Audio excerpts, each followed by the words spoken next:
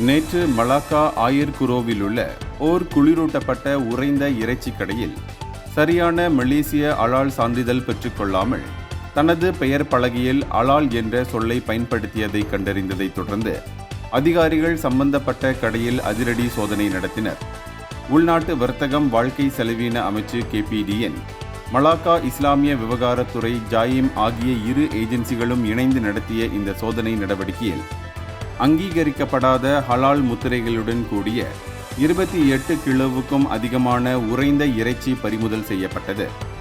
இதனிடையே கடையின் உரிமையாளரால் சட்டப்பூர்வ ஆவணங்கள் அல்லது அதிகாரப்பூர்வ ஹலால் தரங்களின் கீழ் பதிவு செய்ததற்கான ஆதாரங்களை சமர்ப்பிக்க முடியவில்லை.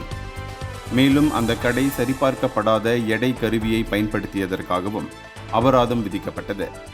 இதனைத் தொடர்ந்து மலாக்கா KPDN இயக்குனர் முகமது அசீமின் ஜமாலுடன் கூறுகையில், பயணீட்டாளர்களை ஏமாற்றும் அல்லது குழப்பமடைய செய்யும் வகையில் வர்த்தகர்கள் ஹலால் முத்திரைகளை பயன்படுத்தக்கூடாது என்றும் கடும் எச்சரிக்கை விடுத்தார்.